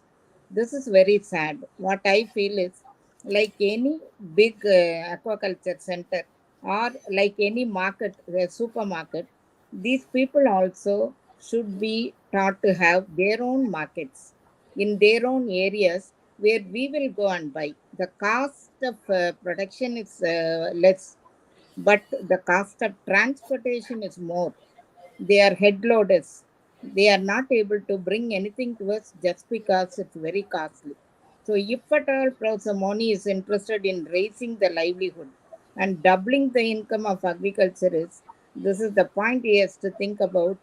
Can we do anything for them to supply on their own end, instead of they bringing them all that to the market area and transporting? So, Professor Felix, you had done a very good job. I was wondering how I could be a better professor if if I had heard you earlier. So interesting and nice. But to bring it to the limelight, time is gone and I am 76. So where shall I work? I am always with my tribal people and the people in the village because I opted for a village life, a tribal help and all that. So retired professor's view. Please help the agriculturists to come up in an in situ way. We have to go to their place to bring them up. We should not bring them to our culture center to do it because any person who comes to the university, as Professor Chaco in the fishery side, in 1969, he told me, he was a fishery gentleman. You might have heard about Professor Chaco. He told me, see, if at all you are doing something good for these people, do with them. Go to their ecosystem, go to their area where they can, and do your experiments there. So I used to take my students, BSc, MSc, and MPhil students, to Vaigai Dam, set up a lab and show them what the water is and how the soil is and all that. I had enjoyed it. More than that, I enjoy a lecture, sir. And more than that, I enjoy the vision of Professor Moni, who is going beyond the limit. Sky is the limit, maybe. So the best is yet to be. Thank you so Thank much, you. sir. Thank you. Thank you, madam. Thank Very you. nice that I will request you to put your thoughts in a form of a write-up, so that Yeah. when we prepare the proceedings for this webinar, it will be very nice. You said that it is a view of a retired professor. I will have the same title, view of the retired professor. Yeah, we both same. We are sailing So in the same boat. yeah, no, it is, it is very important, that, and we have to monetize our thinking process. It's very important. And Professor Felix talked many things that from his vast experience, and from research, teaching, and also as a president of world bodies on fishery aquaculture. And this has to be operationalized in terms of practice and also policy. And our role is to bring it out, pilot projects under the heading doubling farmers income, and preparing proposals in such a manner that whichever area Dr. Aruna Devaraj wants it, and Professor Felix, now we'll form a core group with respect to fisheries informatics value chain. My Center of Agricultural Informatics and E-Government Research Studies, Center for Agri-Business and Disaster Management Studies. This is why I thought that is very important. And the Saint Devasahayam, Institute for Fisheries Science and Nice. Technology, and also the Manoormani Sundarnar University, their Rajakamangalam campus on Marine Science Research Department. And let us take Kanyakumari district as a model district, which has got coastal area, marine fisheries, and also inland, and also dam. The reservoir, and Yeah. so many water bodies. And we have to make it as a model district with respect to fisheries, because I come from Kanyakumari district, and you are from Kanyakumari district, but you are running an institute with a person's name is a saint. So, and it is more important that we have to deliver lot of things to the common public. Yeah. And it is not like a government institution where they don't bother about it, that. Yeah. And that's why I was very much attracted, your first presentation on August 23 in 2023 in South Triangle Hindu College, and then also on 6th June, and Yeah. with respect to Kadalur, and now it is picking up. I'm very happy about it. And this, I thought that, based on your talk in Kadalur program, and this is what I was looking for. Yeah. And it is very important.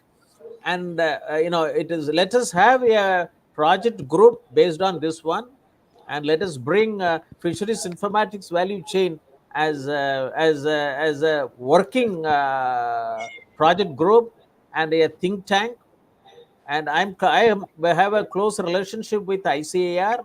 Even the present Deputy Director General, Dr. Jai Krishna Jaina, is very much interested to get into fisheries informatics value chain. But above all, we have to see the potential which you have shown in various aspects along the value chain. It is our responsibility to create an umpteen number of startups. If there is a 6.5 lakh villages, in all the villages people eat fish, and some villages are involved in fisheries development, and the coastal area, it is very much important. And since I was involved in we have done it for fishing vessels registration after the Mumbai attack, and I was able to see the potential. A lot of fisheries villages, even madam said it that in the place of production in the fisheries village we have to modernize it. When the tsunami took place in I think 2004 in in our east coast, and I was many people since I was involved in digital technology in agriculture informatics, I was instrumental in forming the division. Even the TVS people came down because they were interacting for digital equipments and so on and so forth. I was able to promote their printer, multilingual printer, in more than 3,500 wholesale mandis in the country, and AgMarkNet project. And I told them that you don't give any dresses and so on and so forth to the fisherman. When that time many things came, it had a lot of problem. Some people stopped it, they put a sticker, and then it went inside.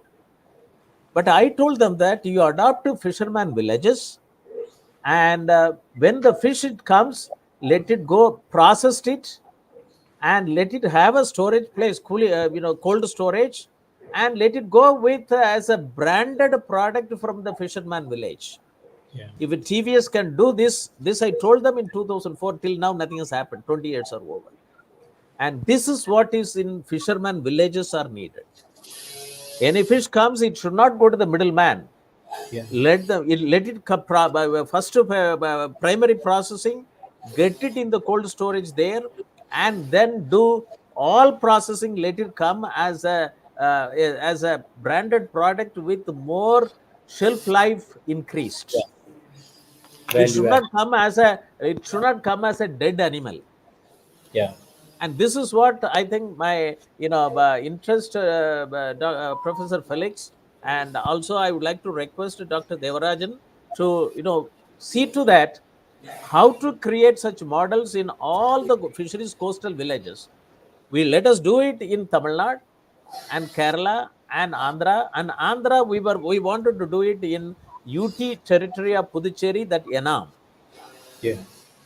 And a lot of people are there. Their job is only, they're all fisherman village, and in the east coast of Andhra Pradesh. And we can, and then inland fisheries, and the way in which Pakistan has taking advantage of inland fisheries in European restaurant. I don't think that Indians are taking it up advantage that. So and I fully agree with you with respect to the points which you covered, and let us try to bring it out as a policy paper based on today's discussion. Maybe that you can also put it in the text mode, and let us make it, and we'll send it to the Minister of Fisheries in no time, maybe in another 10 to 15 days time. This is very important. And also let us see that in tribal area, how to bring in that how to increase and improve that opportunities through the tribal area, that animal like yesterday Dr. Rajivan in Wayanad project in veterinary college, he said that animal agriculture, There's a word which he has used it. And like I put it, tribal agriculture. So let us identify in smart tribal farming. I would like to request you. We are taking in the Jawad Hills and in Kanyakumari district, Kani tribes, and they are identifying about 42 tribal villages and Tirunelveli Kani tribes, and then and then Jawad Hills and Kollimalai, and in about 32 villages in 30 to 36 villages in Coimbatore, and with along with the higher educational institutions. I would like to make your institute as a center of our understanding for smart tribal farming for fisheries component. Yeah. And it will be very nice that you will put these based on this one. I would like to have a project component even to be included in tribal smart tribal farming Yes, to sir. start with. Enayam. Small, Right. it is for that small beginning is very important. They have water bodies, but they Yeah, don't know yeah, what to do. Even yeah. for simple thing, I am now the KSR College of Engineering in Namakkal is now joined for Kollimalai, tribes value chain, smart Oh, tribal farming. Till I raised it, that nobody, even the NABARD, not even the KVK or even Spices Board offices, didn't even graded the pepper coming from Kollimalai, and middleman is purchasing at their own rate. Then I arranged the pepper to be tested in Indian Institute of Spices Research, Calicut, Kozhikode. Farmer they took the pepper, and I asked Doctor the Kandi Annan, and he got it done. So this is the problem at the grassroots level. You have enough institutions, but at the grassroots level, for me, village is not a last mile. Village is a first mile. yeah. If you consider first mile only, then technology will go. Definitely. Yeah. And it is even in even a drainage system, irrigation drainage system. It is a problem. Head end and tail end. Head end you will get more irrigation. Tail end water will not be there at all. you know and it's Doctor, very if it is important. so, you please come to Theni district. We have Kumbakarai Falls, full of tribes. They have their No, own fishery center. And there is another Chotuparai Dam, Ahamalai Hills, Kodaikanal Base. madam, And everywhere they have a I am different very set much of. interested. I am very much interested to promote under smart tribal farming that if it is not copyrighted, Kailaham. So, and the Kailaham, one we will promote under smart tribal farming fisheries one, Kailaham. And provided if whoever if you have if you have not even if it is that copyrighted, but it is for the common cause Yeah, yeah. throughout the country. Like vetiver is being used throughout the world. Vetiver word is a Tamil name. Yeah, It is a word, it's being used. So like that, Kailaham also, let it be used under smart tribal farming. And yeah.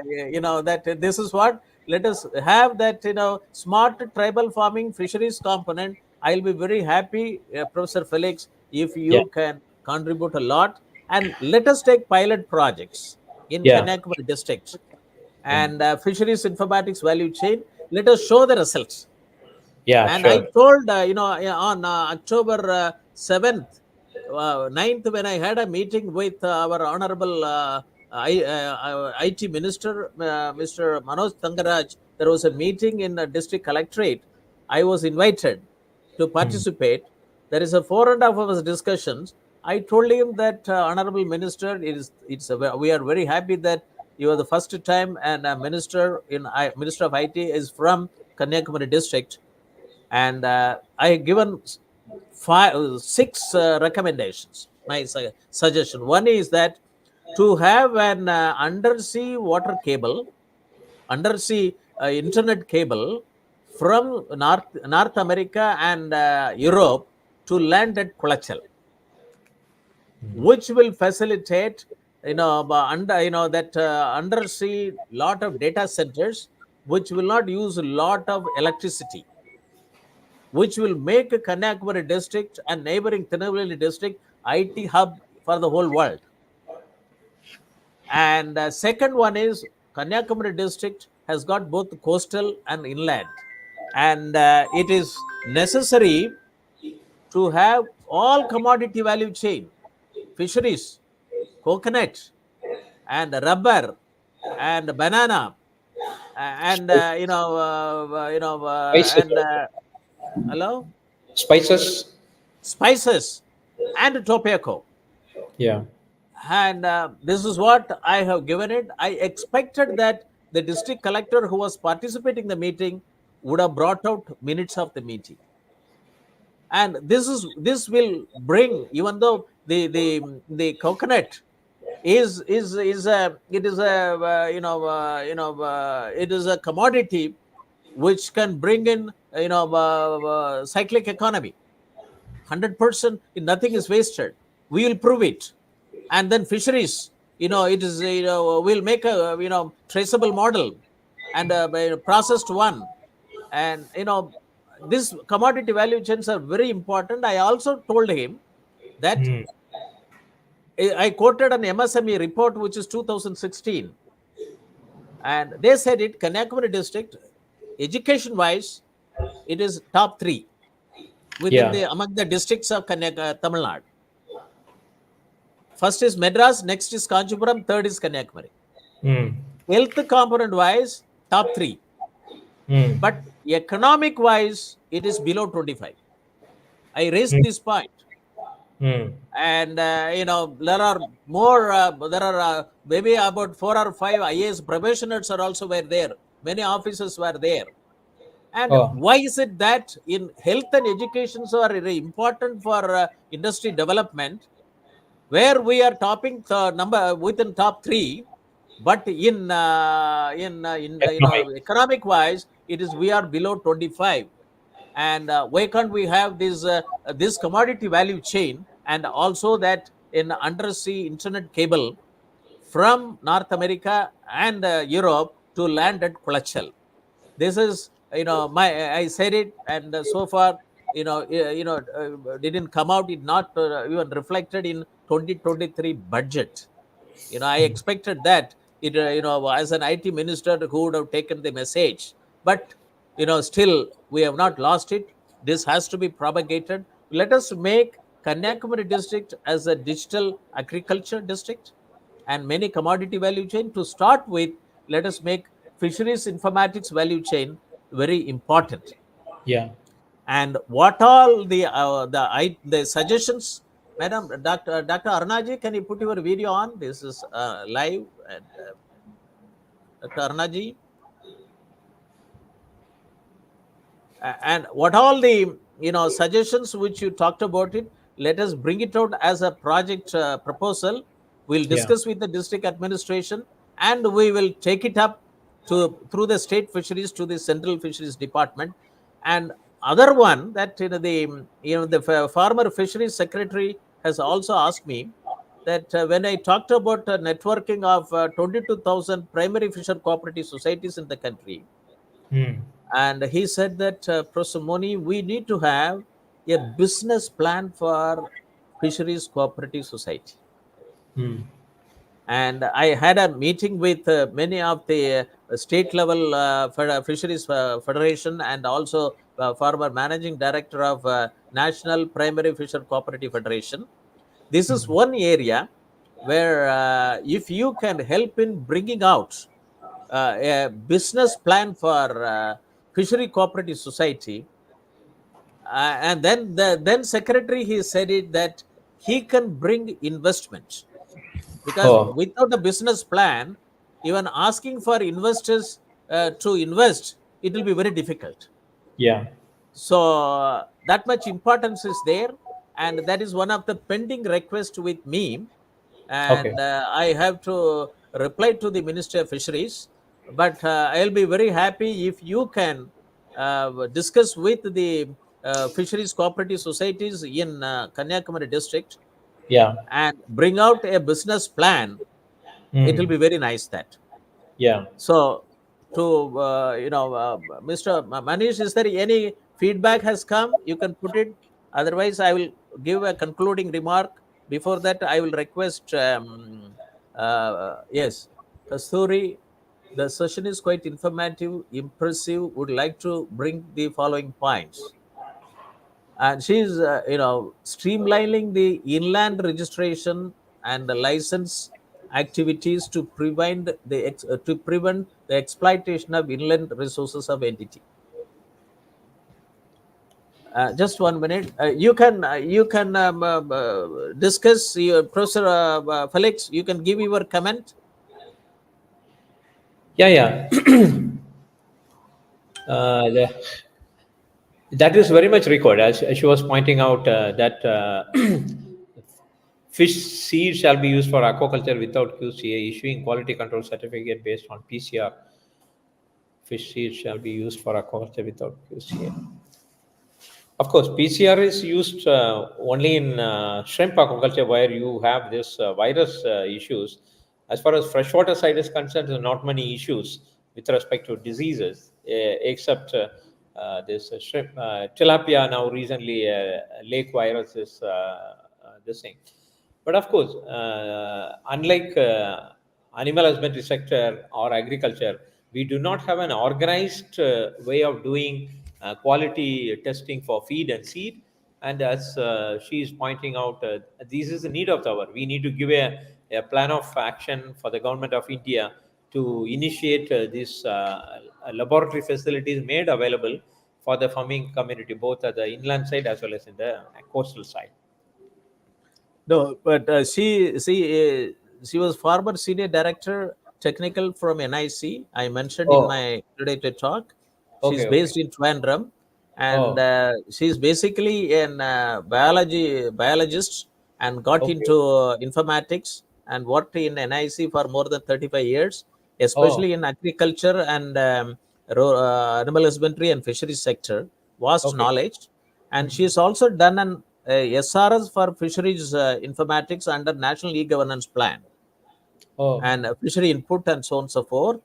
And I'll be very happy that if Professor Felix and Madam Kasturi join together to bring out the fisheries informatics network value chain, we Yeah. can do a lot of contribution to the country.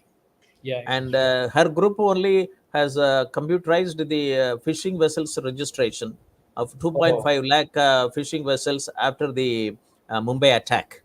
So she's Mm-hmm. based in Trivandrum, and she basically belongs to Kanyakumari district, but settled in Trivandrum. Okay. Okay. So we can have a meeting separately. So it is Yeah. very nice that you also bring out some of the salient points which we can address to the Secretary Fisheries immediately based on this presentation. Yeah. Okay, we'll have a detailed meeting. So Yes. we would like to have your final remark, and then we'll close the meeting. Yeah, thank you, so Professor, and I am really happy that I am taken on board and had an opportunity to talk about this fisheries informatics or fisheries value chain. And I found you are in the business, so we talk in many forums about all these things, and it is like a just a passing clouds like remarks we used to make on these things lines. But the way you are coordinating things, the kind of meetings you are organizing, webinar titles you have done, and I really envy you. And we want the similar things happening in fisheries and aquaculture as it is done in agriculture, because agriculture, of course, it has done a trend setting in the country. We have done a lot, of course, though we need to do many things, but fisheries has to catch up with agriculture at least now, to take the technologies to the community. So that is very, very important. Whatever we are doing, whether it is informatics, the value chain, bringing in government's attention, that is very important. As you are telling, like whatever we are discussing must reach the concerned officials. It could be like a line department or the ministries. So they must think about these things repeatedly and regularly, so that when they sit for some policy making and all, things should reach them. So I think we have to take this into a perspective. taking shape for these things through these dialogues. And once again, I thank you, Professor, for making this It's happening. very nice that, and also I want India to take the leading position in India on fisheries informatics network value chain. Yeah, I will request that there can be an MOU between your institute and the Shobhit Institute of Engineering to establish a Center for Fisheries Informatics Network, Fisheries Informatic Research and E-Governance Studies. yeah, Center for Fisheries Informatics Research and Center for Fisheries Informatics and E-Governance Research Studies. e-governance research studies. Yeah, Studies.